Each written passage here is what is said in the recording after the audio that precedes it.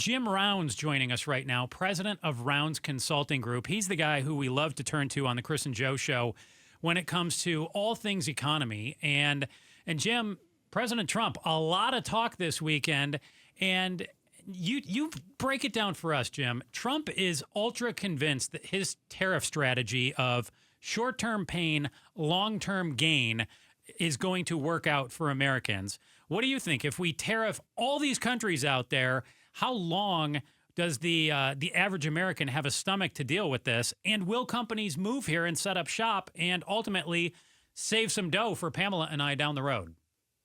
Yeah, see, that's the problem, isn't it? It's the duration. Mm-hmm. And people are talking about, is it going to cause these businesses to maybe expand locally in the next 6 months or year? We're talking many, many years. And so none of this is going to happen overnight. The tariffs, of course, it's being paid for by us as consumers because the tax is on the local importers and that gets passed along to us for the most part. So it's almost like a sales tax at the federal government level. And then that results in the federal government collecting some extra tax revenue, but it's really from its own residents. So it's not generating money from the outside and coming in and then circulating and creating new economic activity. So, Jim, when you talk about these tariffs are being paid by us, there's a lot of discussion about, cars and cars becoming more expensive. I just feel like when I'm out shopping, even at the grocery store, things are becoming more expensive. I'm curious as to how am I, the consumer, going to notice things, or what am I going to notice getting more expensive as these really start to roll out? Well, anywhere you see a tariff, if you see it on food, then you know it's going to be on, your grocery bill. But if you see it on steel or aluminum or lumber, just look around where you live or you work or what you're driving by. Anything that's built with those, the prices are going to go up on future construction. So housing will get a little bit more expensive. Office construction will get more expensive. Cars will get more expensive. And what I don't like about it is there are some kind of strategic things related to the tariff discussion. But what I don't like is that we're already paying higher prices because of the inflation that we had over the last couple or 3 years. Prices haven't gone down yet. They're just not inflating by as much as they were before. And so now we're going to be adding additional inflation onto that, which is going to make things even less affordable. So, your wallet and purse will be less heavy going forward. So I guess that's a little bit of a benefit, but I'd much rather be lugging around something that's much heavier related to income that I'm making. So it's really too bad that it has to be this timing, that it has to be right at the end of the COVID recession, at the end of the extra spending by the federal government over the last 4 years that kind of threw the economy out of whack. Jim Rounds, president of Rounds Consulting, joining us talking about tariffs with President Trump. And on Wednesday, the White House is terming it Liberation Day, and seems like tariffs could be coming on everything. Some polling from CBS News, Jim, says that the president and the White House are focusing not enough on prices and too much on tariffs. If you were advising President Trump and if you were crafting White House strategy, what would you be telling them regarding tariffs right now and prices and what direction to be going with the economy? Well, I wouldn't take things to the extreme. And so when you have an economic recession, and that's being discussed as being purposeful in DC, that we're trying to do that, when everything's out of balance, and the recession is kind of like that cleansing where it gets you back into balance. But when you're self-imposing a recession, it's like getting smacked in the shin with a crowbar. It's not just being a little out of balance, it's you get damaged and it's going to take a while to get back up on your feet. And I feel like this is more the approach right now. Now, not everything is negative on the tariffs. We talk about this, when you have enemies and, both have hefty bats and, you can hurt each other, you're not going to have a fight because things are imbalanced. Well, what he's trying to do right now is there are a lot of high tariffs imposed on U.S. Companies already. Really high tariffs. People just have ignored it for a long time by these other countries. So Trump's administration is hoping that if they impose high tariffs too, it's going to be one of those things where somebody says, this is doing neither of us any good. Let's just reduce them both. Now, is that going to happen? Well, politics always gets in the way of logic and economics, so probably not.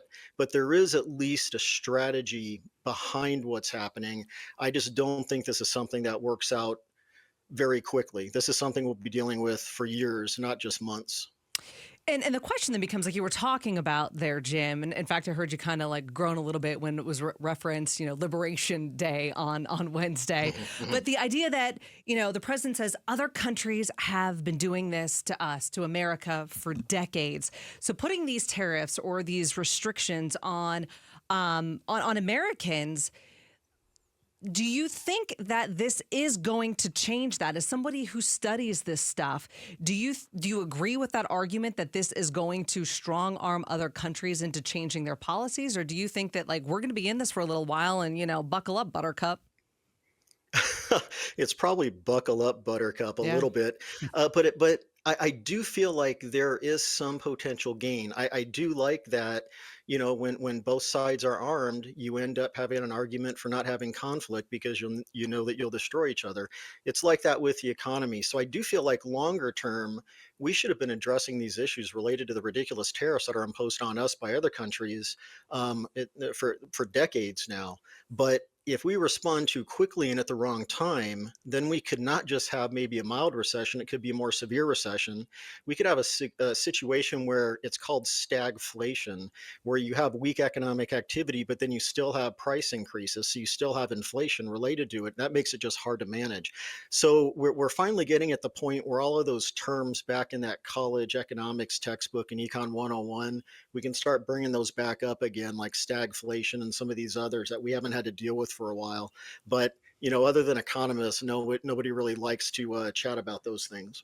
Jim, you said buckle up, buttercup just a minute ago, and you've talked about a situation where this is probably going on for years, not months. If you had to hazard a guess, how long do you think we'll be looking at in terms of pain?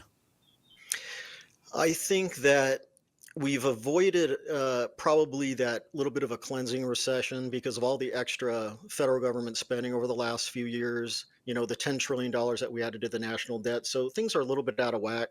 I'm just afraid that we're gonna go through a more severe recession than we otherwise would, which will then be accompanied by still higher prices. So it'll impact the people with lower incomes the most and small businesses. Hmm. But longer term, maybe if the president is aggressive with these things but strategic, you got to be strategic as well. You can't just be a bully. You got to know when to pull back and say, okay, let's chat for a few minutes. And he does seem If to he does that, it might be a 4-year issue. he does seem to show a willingness to back off some of these very quickly.